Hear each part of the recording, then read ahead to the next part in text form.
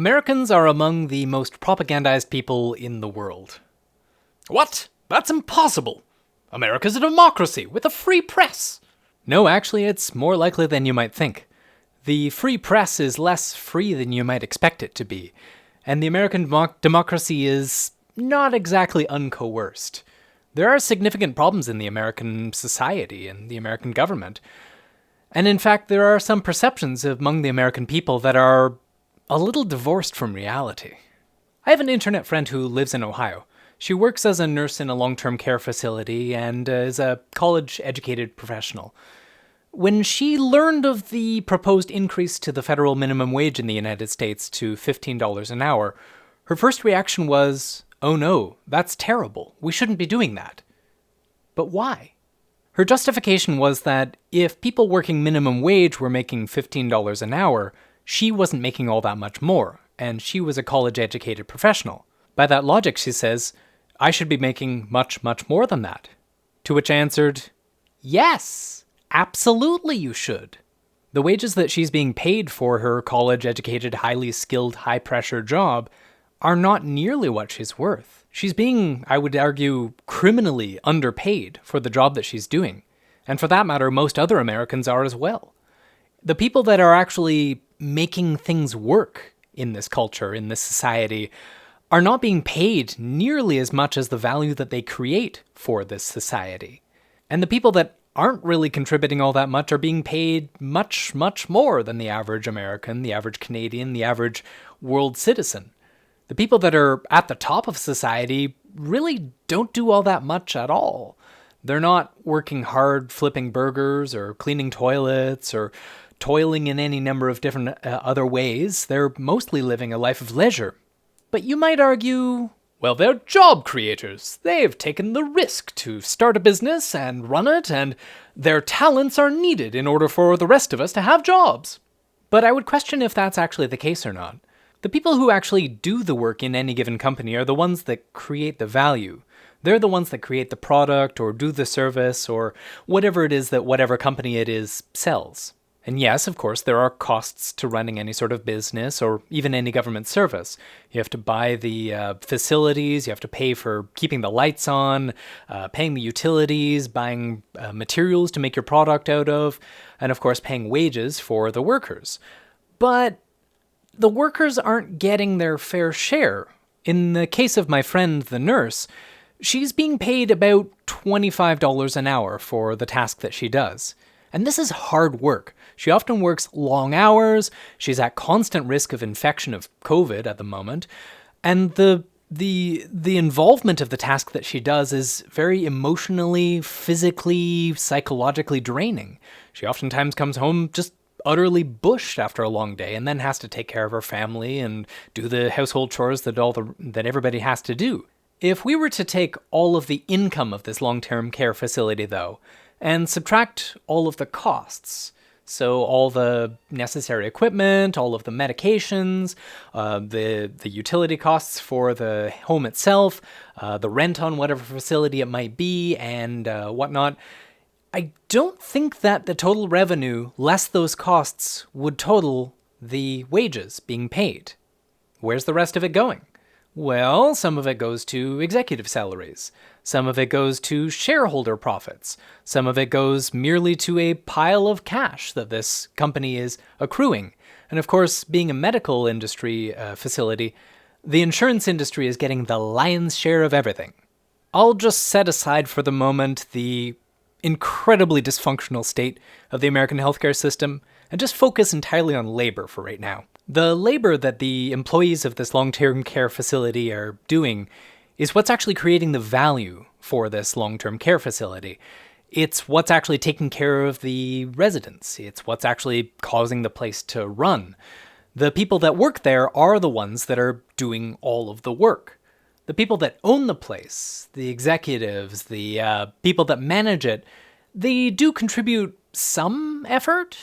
One might say that they do the management process. They take care of things and make sure that everything runs smoothly, and they delegate labor so that it all operates in a coordinated fashion. Even as important as this coordination labor is, I don't think that it's worth 10 times as much as the average salary. Because that's, at a minimum, what the owners of this company are making. They're probably raking it in, not only by their executive compensation, but also by bonuses, by benefits packages that are way above what's available for the average worker, as well as dividends and also the shares, the value of the shares that are owned by the owners of this company. Now, would the company fall apart if those people weren't there? If they didn't do the tasks that they did? Well, no, probably not. Other people can do that same task. They're not irreplaceable. Those kinds of skills, the coordination, the managerial skills, they're a legitimate form of labor. They're something that needs to be done in any organization of a given size or greater, but it doesn't require a specialist that is so highly paid that it's unachievable by the average worker. It could easily be done by someone who is as skilled as the average worker in that place. Karl Marx refers to this as surplus value, where the revenue of a given company, less the costs of operating that company, less the wages given to the people that actually do the labor and generate the value, that leftover amount, whatever goes to the shareholders or the owners or the executives, that's surplus value. It's value that's being generated by the workers of that company, but is not being paid to the workers of that company. It's being soaked up by this owning class that really doesn't contribute as much as they are being paid to. How could a company exist without the people that own it? Well, worker cooperatives demonstrate that that's absolutely possible. A worker cooperative is owned, as you might expect, by the workers, the people that actually do the labor. The management of an organization like this is done democratically. It involves the people that are able to do the management task, the ones that are best equipped to do that task. So it's not just chaos, it's well organized, well coordinated, but it's not that the managers are being paid an exorbitant amount. They're not in charge, they're simply coordinating the labor. But I think the more interesting thing here is that my friend reacted by not wanting the people below her on the ladder to rise up, instead of her rising up with everyone else. This is what I mean when I say that Americans are among the most propagandized people in the world. Workers have more in common with one another, no matter how well paid you are, than any given worker has with the executive ownership class. They have an interest in raising everyone's standard of living rather than continuing to concentrate wealth among the top of society. But the owning class protect themselves by turning the workers one against the other. If the people who are midway through the ladder see the people at the bottom of the ladder as the enemy rather than the people at the top, they're going to be less likely to band together and show their force against the people who have all the power. By pitting the middle class against the lower class is subdued and the middle class is distracted. This is also what has undermined the labor movement in the United States and increasingly worldwide. The whole purpose of a union is to band together the working class, regardless of where you are on that ladder, in order to stand up to the owning class to demand a better deal. This can include higher wages. This can include better working conditions, better working hours, greater safety, better conditions of employment in general, benefits, that sort of thing. Many of the luxuries that we have as a working class came out of this militant labor movement. For the people that came together to refuse to work poverty wages, who refused to work more than 40-hour weeks, who refused to give up their weekends every single week simply because the owning class wanted them to. Instead, the people came together and said, no, we won't. And since value is generated by the people that do the work, the laborers, no value is generated if all the laborers agree not to do any work. This is a strike. The threat of withholding labor is absolutely terrifying to the owning class, because they know if labor is withheld, they're not going to make any money. Their profits are going to fall. Their share price is going to tank. Their business may go under. And so, of course, since this is so scary, the owning class has done absolutely everything in their power possible to undermine unions. Union busting is a time-honored tradition among the capitalist class. By discouraging people from organizing, from getting together and holding these collective actions, they are able to protect their own profits, protect their unilateral say over the running of their businesses. If a labor movement is starting to organize in a company, the owners of this company often fire the people that are involved in this, or in some other way creatively punish them, either demoting them or giving them crappy hours, constructively dismissing them, that sort of thing. Now, there are laws against this sort of thing. You're not allowed to union bust, but of course there are ways around this, and there's enough ambiguity in the situation that a lot of owners are able to just do it with impunity. This sort of union busting activities happens all the time. Many of the largest corporations in the planet right now are engaged in active union busting techniques. I'm not going to slander anyone, this cat's name is Slander, by the way, by naming names, but some of the biggest ones. But above busting individual unionization efforts, there's been a concerted effort to propagandize the American people against unions by portraying unions as useless, as unnecessary, as corrupt, as you name it. It's lowered the rate of union membership and also lowered the general public opinion of unions despite all of their benefits. The labor movement's been suppressed for so long that the benefits of unionization have crossed out of cultural memory. We don't remember that we have to thank unions for the weekend, for our minimum wage in the first place, for safety regulations and all the like. What people do remember are the negative stories about unions, and these stories are intentionally broadcast.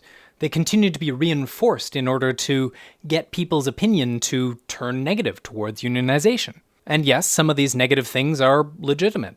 Unions, like any other organization under capitalism, are prone to corruption. They're prone to reproducing their own raison d'être. And so this corporation itself can turn into much the same as what it's fighting against. But that's not an indictment of unions in general. That's an indictment of specific problems in specific unions.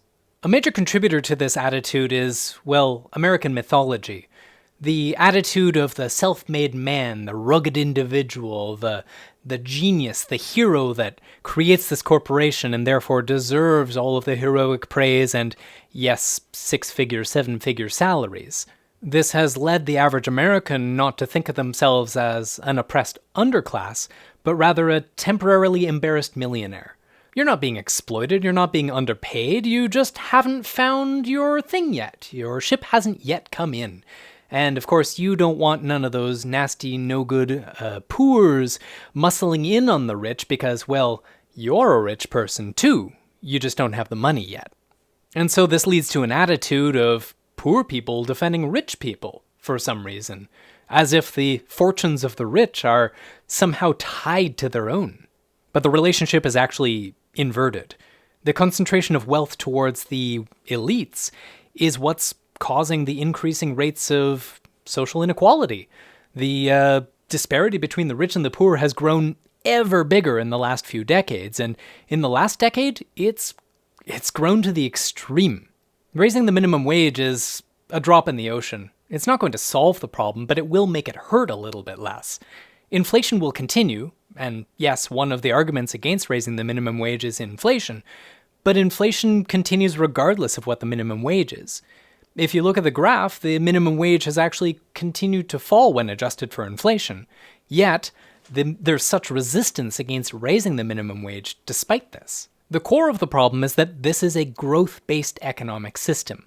The value of a dollar will always go down because the impetus behind capitalism is to continue to make more and more dollars, regardless of any other factors. And since value is generated by labor, this involves more and more squeezing of the people that do that labor so that they can provide as much wealth as possible to the elites. This problem won't be solved by raising the minimum wage. In fact, it won't be solved by any wage, really. What needs to be done is a complete overhaul of the system at large. Wage labor is theft. If you're being paid a wage that is lower than the value that you're generating for the company, you're being stolen from. Of course, there's a lot of inertia built into the system we have. We can't exactly overhaul it overnight, but union membership would be a good first step towards that. If we recognize as people in the working class that we have a common cause here, we are all fighting in the same direction, we're all on the same team, rather than fighting one against the other, then we can start to stand up against the people that are stealing our labor from us. But before we can do this, we need to change this narrative. Rather than seeing ourselves as a hierarchy, us fighting to gain rank while keeping the people below us down, we need to realize that we're all in the same boat. We're all working towards the same end. And yes, there are traitors among us. There are people who work to continue to keep the rest of us down. But we as a collective have power, and we need to recognize and claim that power to be able to fight. If you're struggling just to make ends meet, you're not alone. This isn't an individual problem. This is a systemic problem. This is by design. The system that we have is designed to ensure that there is an underclass, and you're probably in it. If we want not to be in the underclass, if we want there not to be an underclass, we need to stop keeping the people below us down and raise them up along with us. Because to put it bluntly, there's more of us than there are of them. Anyway, I do these videos daily, so if you like my content, definitely subscribe to the channel so you can keep up to date on what I do next, and if you could, like the video, because it helps out the channel, and share it with your friends, because I'm trying to build an audience here. If we have more people on our team, it'll be easier to fix the world. So thanks for watching, and see you tomorrow.